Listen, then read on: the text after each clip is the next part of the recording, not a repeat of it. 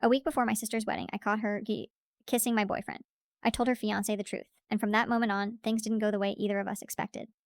I still remember the way the air froze in my lungs that night, like my body knew before my mind caught up. It was a week before Sarah's wedding. I'd gone over to mom and dad's to drop off a box of decorations Sarah had ordered online. Stupid little mason jar centerpieces she'd seen on Pinterest and couldn't live without. I wasn't even supposed to stay long, just in and out. But when I walked up the path, I noticed the living room lights were dimmed, music was playing softly, and then I saw movement by the back porch door. At first, I thought it was just Sarah and Mark. She was always glued to him anyway. But then my heart stopped. It wasn't Mark. It was my boyfriend, Daniel. Her hands were tangled in his hair, his palms pressed against her hips like they belonged there. For a split second, I couldn't even process it. My brain just refused. It was like watching a bad movie, my own body frozen behind the glass door. The sound of my own heartbeat drowned out everything else. Then Sarah laughed, that fake little laugh she does when she wants attention, and it hit me full force. I don't remember how I made it back to my car. I remember shaking so badly I couldn't put the key in the ignition. I wanted to scream, cry, throw up, all at once. My sister, my little sister, the golden child who'd always gotten away with everything. She took my clothes, my friends, even once tried to flirt with my ex, but I never thought she'd go this far. The next morning, I couldn't keep it in. I called Mark. I didn't even plan what to say. The words just spilled out. I told him everything. The night, the porch, the way they looked at each other. He was silent the entire time, not a single sound, just breathing. When I finished, he said quietly, "Thank you for telling me," and then hung up. That was it. No questions, no outrage, just silence. For the rest of the week, nobody mentioned anything. Sarah was still posting on Instagram. "Can't believe I'm marrying the love of my life in 6 days." And mom kept gushing about the venue. I felt like I was losing my mind. Every time I saw her, I wanted to rip that smug smile off her face, but I didn't. I stayed quiet. I told myself I'd done the right thing, that Mark deserved to know. Still, a voice inside me whispered, "What if he tells her it was you? What if she finds out?" And that's when the fear really started to settle in. 3 days passed before I saw Sarah again. She came over to mom's for a cake tasting, wearing one of those silky white blouses she loved, her engagement ring flashing like it needed its own spotlight. She hugged everyone, except me. When our eyes met, I saw something flicker there, suspicion, maybe even guilt. But she masked it instantly with that sugary tone she used when she wanted to look innocent. "Where's Daniel?" she asked casually, as if his name didn't taste like poison in her mouth.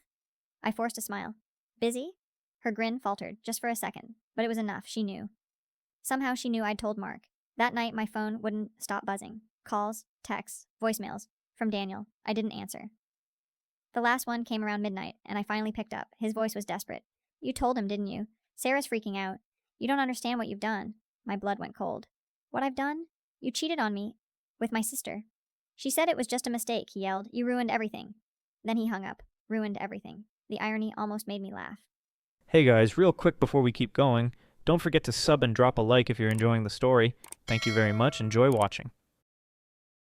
The next morning, Mom called to say Sarah was under a lot of stress. Apparently, she'd spent half the night crying and smashing things in her apartment. "Bride nerves," Mom said lightly, as if that explained why she shattered a framed engagement photo and tore her veil in half. Later, I got a text from Sarah, just one line. "You've made a huge mistake. No context. No apology. Nothing."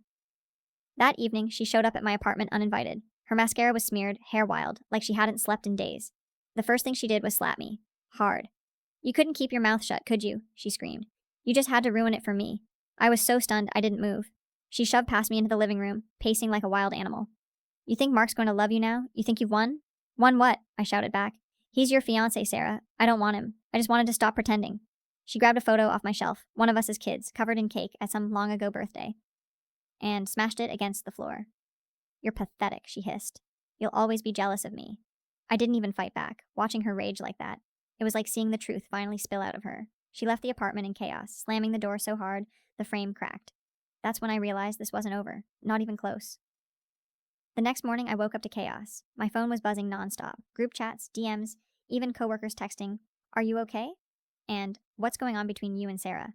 I didn't understand until I opened Instagram. Sarah had posted a series of cryptic stories, blurry photos of her crying in bed, a caption that said, "Betrayal hurts most when it comes from family," and a close-up of her engagement ring on the counter, next to a smashed wine glass. No names, of course, but everyone knew she only had one sister. The comments were brutal. "Can't believe her own sister would do that before the wedding." "Some people can't stand to see others happy." And just like that, I became the villain in her story. Mark still hadn't said a word. No calls, no messages. I started to wonder if maybe he had told her everything, and now she was out for blood. Later that day, Daniel showed up at my office. My manager had to ask him to leave the lobby twice before I finally went down. He looked awful, unshaven, eyes bloodshot, like guilt had started to rot him from the inside. You have to fix this, he said, voice trembling. She's saying I forced myself on her, that she was drunk and I took advantage. My jaw dropped. She what? He nodded, panicked. Mark's been calling me nonstop, threatening to go to the police. I swear, she's lying. She's trying to cover her tracks. I could barely process it. Sarah had always twisted stories to get out of trouble, but this was nuclear. She wasn't just deflecting, she was erasing reality. That night, I drove to Mom and Dad's, desperate to talk to someone sane. But the second I walked through the door, Mom's face told me everything. She knew, or rather, she thought she knew. Sarah's in pieces, she said. She told us what happened. How could you take her fiancé's side and spread rumors like that? You've humiliated this family. Mom, I pleaded. I didn't spread rumors. I told the truth. Mark deserved to know. She and Daniel... Enough, Dad interrupted, his tone sharp. Your sister is days away from her wedding, and you're destroying it. I left before I said something I couldn't take back. My own parents, my family, completely under her spell. When I got home, there was a note slipped under my door, written in perfect looping cursive. You think you've won, but I always land on my feet. Watch yourself. Sus. My hand shook as I read it. That wasn't a warning. That was a declaration of war. And for the first time since I saw them on that porch, I stopped feeling scared. Now, I was angry. By the fourth night, something inside me snapped. Fear turned into a cold, deliberate kind of calm, the kind that comes right before a storm. Sarah had taken my silence for weakness, but she forgot something important. I knew her better than anyone. I knew her tells, her lies, her patterns. And if she wanted to play dirty, I could get filthier. I started small. I went through my old phone, the one I'd used before Daniel and I moved in together. Buried in the photo archive, I found what I was looking for. Screenshots of messages between Sarah and Daniel from months ago. Flirty texts. Late night, I can't stop thinking about you messages. Photos she'd sent that made my stomach twist. The timestamps were all there, long before I ever suspected anything. That was my proof. The next morning, I sent everything, every screenshot, every photo, every piece of evidence, to Mark. No explanations this time, just the message. You deserve to know the full truth before you marry her. For hours, nothing. Then, late that evening, I got a message from an unknown number. I believe you. Thank you.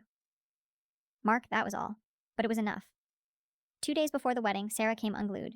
She stormed into my apartment again, pounding on the door so violently that my neighbor peeked out. Her hair was a mess, eyes wild, wearing Mark's hoodie. The same one she'd flaunted all over Instagram a week earlier. What did you tell him? She screamed, shoving me back when I opened the door. He's not answering my calls. What did you do? I didn't flinch this time. I told him the truth you've been running from. She grabbed the vase off my counter, the one our grandmother had given me, and hurled it against the wall. Shards flew across the room. You always ruin everything, she shrieked. You're jealous. You're bitter. You'll die alone. Her voice cracked halfway through the last word. And for a split second, I saw something flicker behind her fury. Fear. Because for once, she couldn't control the story. I stepped closer, my voice steady. You did this, Sarah. You and Daniel. You just thought I'd be too scared to speak up. She stared at me, shaking, and then spat out, You'll regret this. Then she left, again slamming the door so hard the whole frame rattled. When the silence returned, I looked around the room. Broken vase, shattered picture glass, bits of porcelain, glinting in the lamplight. And for the first time, I felt lighter. She'd tried to break me. But now I had something stronger than fear, purpose. And I had no idea that my quiet message to Mark would become the spark that burned her perfect wedding to the ground. The morning of the wedding felt like static in the air, something thick and charged, like the world was holding its breath. I wasn't invited, of course. After the scene with my parents, I hadn't expected to be. But I still woke up early, pacing my apartment, checking my phone every few minutes, as if some invisible signal might break through the tension. I knew Mark had seen the evidence. I knew he knew the truth. But what would he do? Would he still go through with it for the sake of appearances? Or would he finally let her face the fallout she'd been running from? I couldn't stop imagining it. Sarah in her white dress, walking down the aisle, with that fake, perfect smile. Mom crying in the front row, pretending we were all one big happy family. My stomach turned. Around noon, Emma, my cousin, texted, Heading to the venue, wish you were here. You okay? I didn't answer. I just couldn't. I tried to distract myself. Washed dishes, folded laundry, anything. But I kept glancing at the clock. Each passing hour made my pulse quicken. The ceremony was supposed to start at 3. By 4, I hadn't heard a word. Then, at 5:30, my phone rang. Emma's name flashed across the screen. When I picked up, her voice was breathless. Oh my God. You're not going to believe what happened, she said. The wedding's off. For a moment, I thought she was joking. What? What do you mean off? Mark called it off. In front of everyone. I sat down hard on the couch. He what? Emma was speaking fast, her voice shaking. A mix of adrenaline and disbelief. Everything was going perfectly. Sarah was beautiful, smiling, acting like nothing was wrong. They got to the vows, and when it was Mark's turn, he just stopped. He looked at her for a long time, like he was studying her, and then he said he couldn't marry her. That she'd betrayed someone she was supposed to love and protect. My heart pounded in my ears. Then he turned to your parents, Emma continued, and said they should ask her why her sister stopped coming around before the wedding. The whole room went silent. Sarah went pale. I swear, she looked like she was about to faint. Then she started crying, begging him to talk privately, but he just said, I already did, and I made my choice. Then he left, walked right out of the chapel. I didn't know whether to cry or laugh. My body felt light and heavy all at once. Emma whispered, it was like a movie. Everyone's in shock. Your mom's crying, your dad's furious, and Sarah's locked herself in the dressing room. I couldn't speak, my chest ached. Guilt and vindication, mixing in some sick, dizzying cocktail. When I finally found my voice, I asked quietly, Emma, did anyone know it was me? There was a pause. Then she said, softly, not yet.